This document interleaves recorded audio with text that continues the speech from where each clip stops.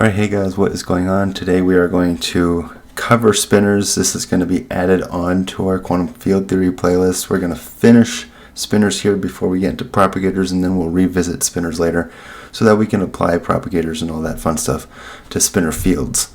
And spinor fields are super interesting. Those are the things that will be able to help us to be able to calculate scattering amplitudes with regards to fermions and different electrons and so much more. We're going to talk about that. But for right now, we're just going to finish the mathematical formalism behind spinors. We've talked about spinors in the twistor theory playlist. We've talked about them a little bit in this playlist here. And we're going to finish talking about them now before we get into propagators. Make sure also to hit up my Patreon page. That's where I have a growing set of notes just for $15 per month, which is relatively cheap compared to like your average textbook. These are ever-evolving notes, so I'm always updating them. And they're going to get many pages long and full-on derivations, so you can follow them. They're clickable, they're interactive. It's great stuff. Anyways, let's get to spinors now. So from a bird's eye view, there are different types of particles, and the particles that spinors represent are going to be particles that are called fermions. And for these fermions, there's roughly speaking two types. There's leptons and quarks. The leptons are going to consist of electrons, tau particles, and muon particles. And electrons, they're going to have their sort of counter neutrinos. So we're going to have electron neutrinos, and we're going to have tau neutrinos and muon neutrinos. So those all fall under the camp of leptons. And then there's going to be quarks. We have up-down quarks, we have charm-strange quarks, and we also have top-down quarks. And we can almost think of these things as being the lepton. There's two types of electrons, right? You have the electron neutrino. Just like you have quarks, you have top and down. There's sort of like the antiparticle, if you, in some sense, to each other. They're opposite to each other, or dual to each other. And we'll see how that works later. And the premise of quantum field theory is that these spinors, these electrons, if you will, or these quarks, they are going to interact with other particles. And those other particles, all of this is going to be described in terms of fields, right? So we have an electron field, for example.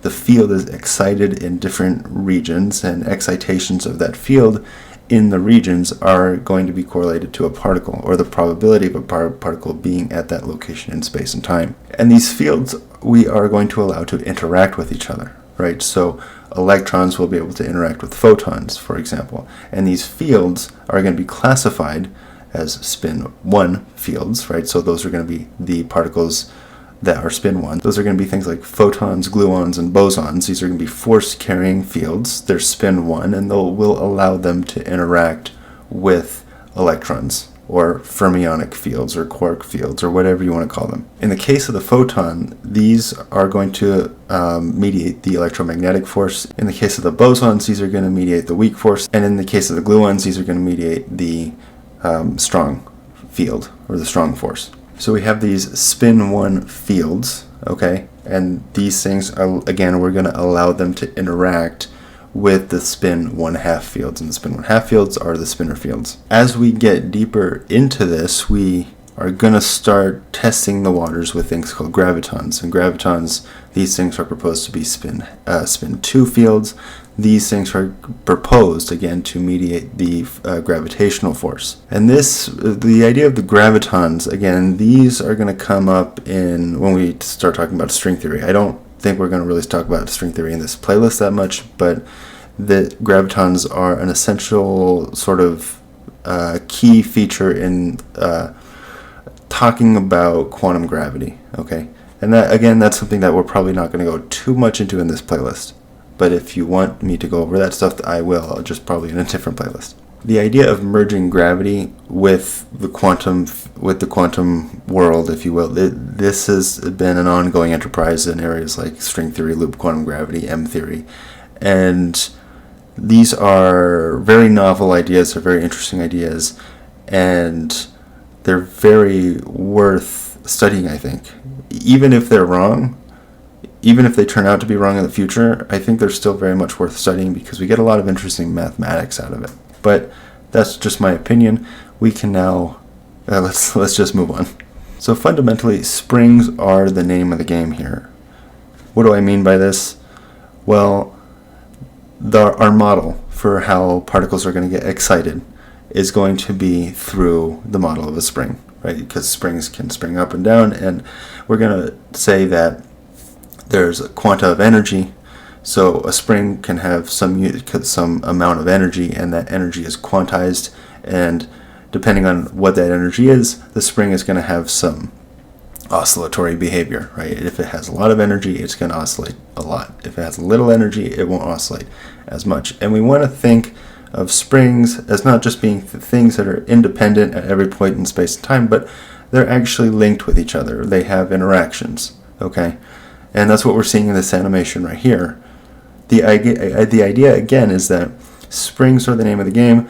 That means that the harmonic oscillator is going to be a key model in understanding everything when it comes to quantum field theory. And spinors are going to be related to this harmonic oscillating behavior. Now, the way they're mediated through this harmonic oscillating behavior is to realize, okay, we have the Dirac equation. We haven't really discussed it that much yet in this playlist, and we're going to discuss it in some detail. But we have the Dirac equation. This Dirac equation tells us everything about the dynamics of spinors.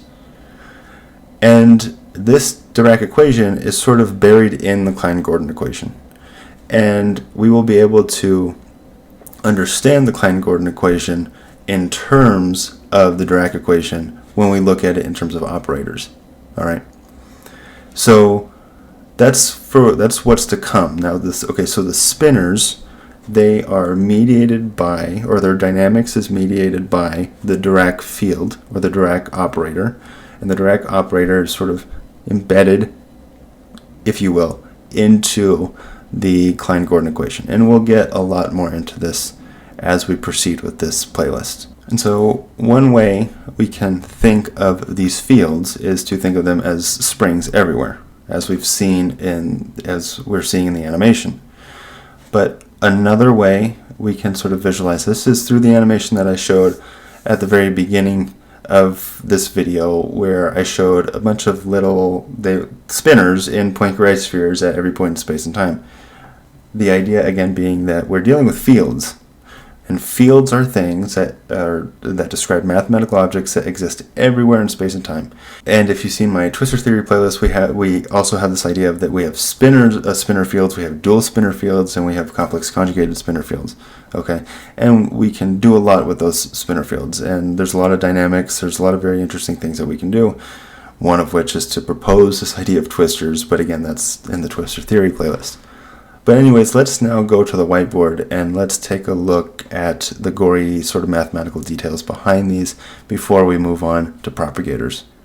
Alright, we are talking about spinors here. We're going to finish this discussion in the next video. Again, as I mentioned, we're going to cover propagators. We're going to cover what we can do with propagators and complex planes and all that, and then we'll eventually revisit spinors so that we can apply all of that to these spinor objects, and we can make sense of scattering amplitudes and all that.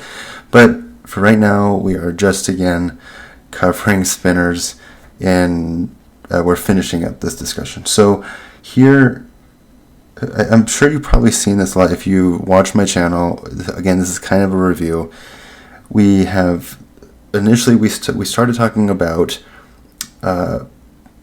photons, right? And photons, how they have polarization states.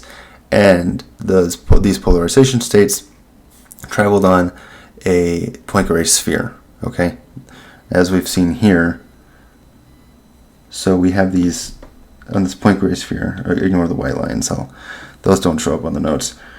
But we have this Poincare sphere, and these states on the Poincare sphere correspond to polarization states of photons. And these are the polarization states in terms of the horizontal and vertical states, right? So the horizontal state is a vector that looks like this. The vertical state is a vector like this, and then we have these linear combinations of these, and which make up points on the Poincare sphere.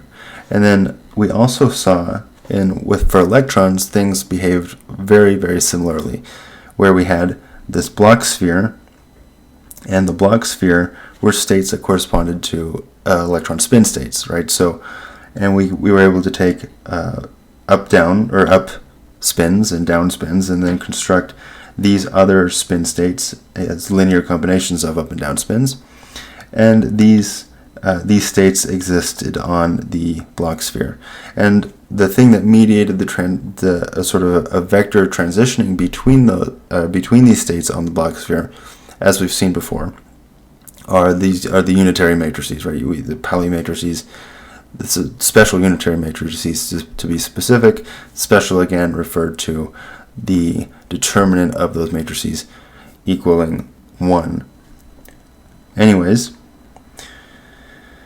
the big idea here now is that we were able to take these unitary matrices, again specifically the Pauli matrices, and construct a Weyl vector. And again, if you've seen the twistor theory playlist, you'll know what I'm talking about.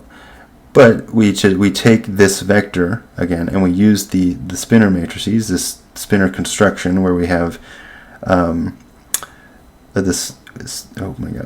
we have sigma mu. Those are the spinor matrices, and then we have x mu, and we're summing over all of. We do this sum to create something that looks like this, and this thing is a Weyl vector. So it's the same object, right? It's the same thing as our 4 vector. It's just casted in a different way, in a sort of this unitary way, where now our vector looks like this.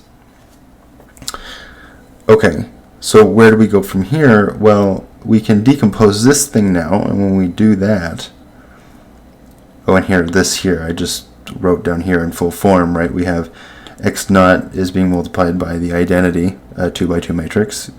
Because again, these things follow group theory. That we have an identity, and then we have these things, and the space is closed.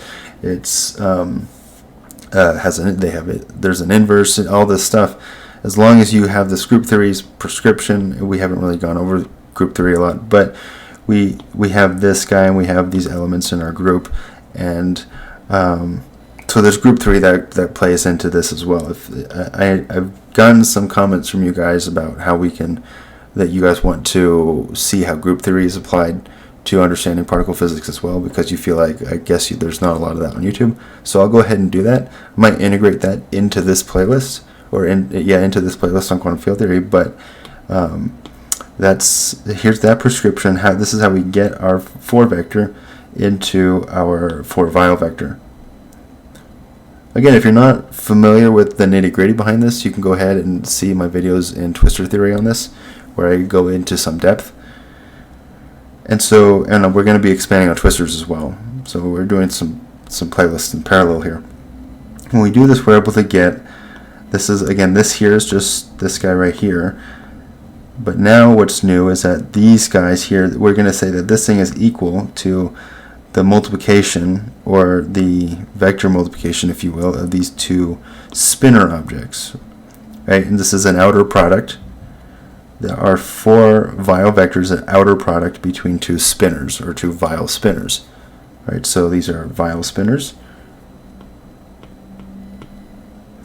These are Weyl spinors.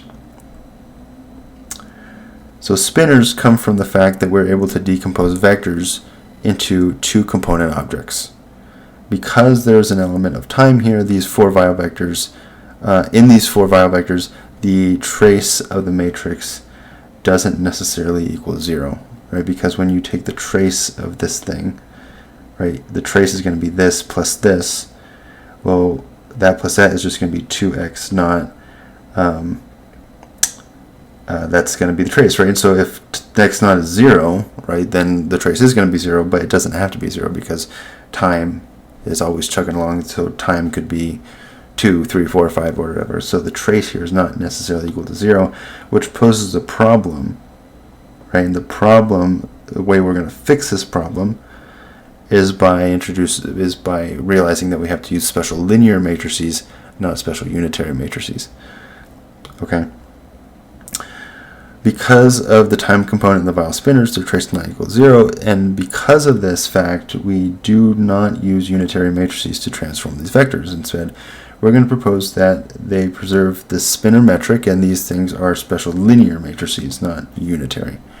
Okay, so these are linear matrices, and they preserve some spinor metric. that spinor metric is going to be called this epsilon. And we can do this matrix multiplication, right? We take the transpose of this thing is this thing right here. All right.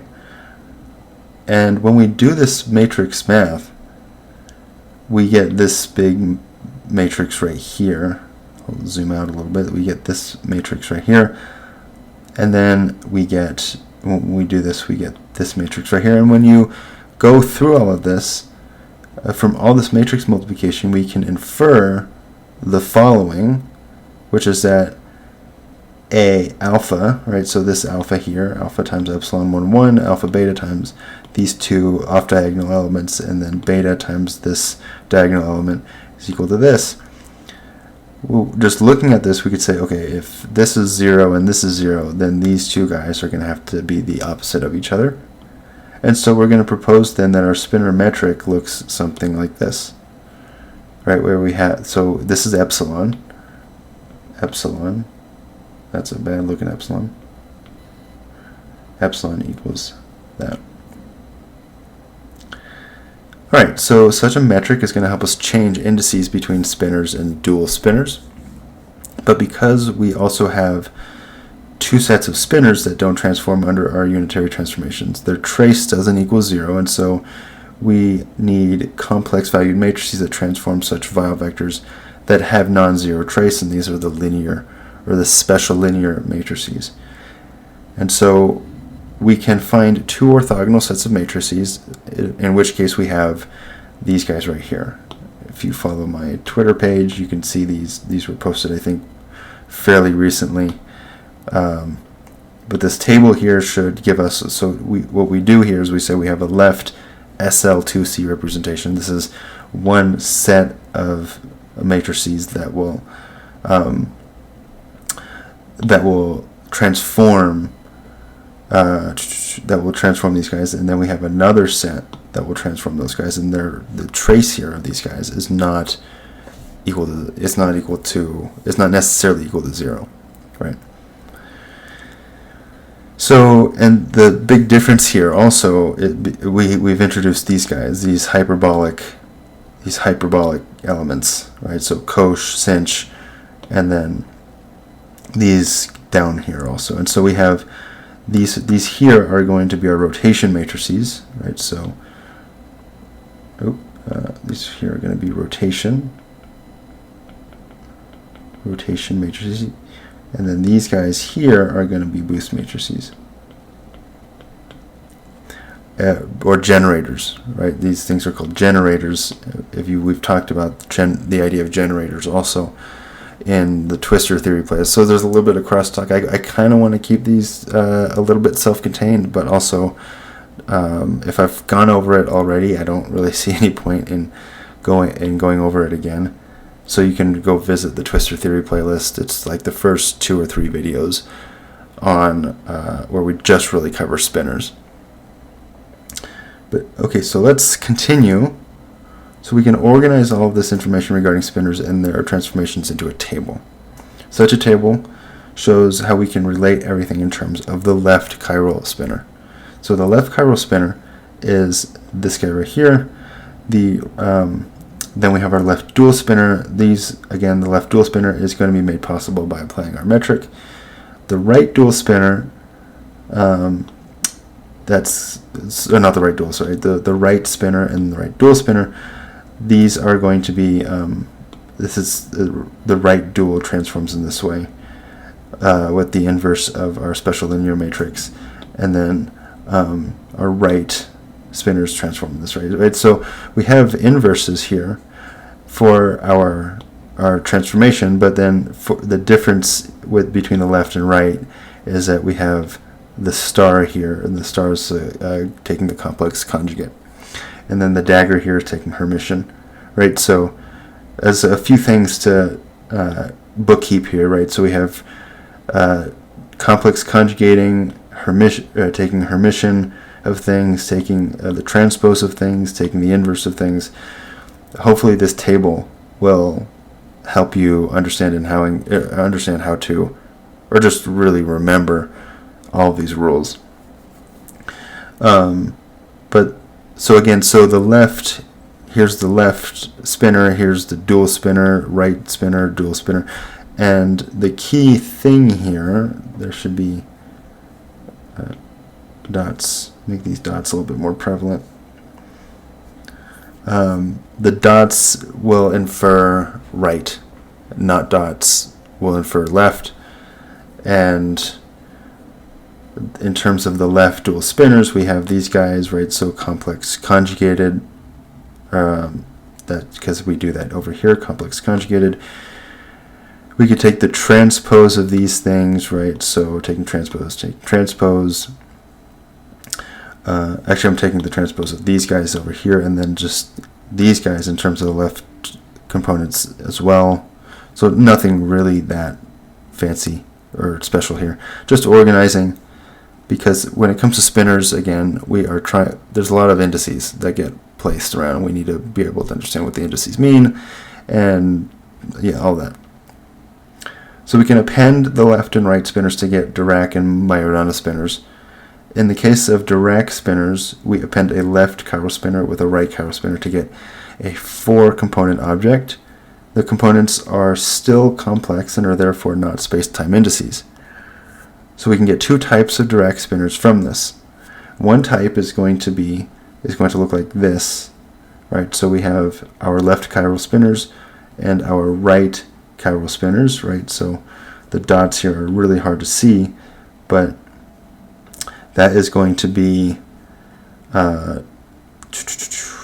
we have left, so we have these guys here, and these should be lowered, right? Because, yes, so this here should be these guys right here. So did I have them lowered? These guys should be raised. That can be fixed.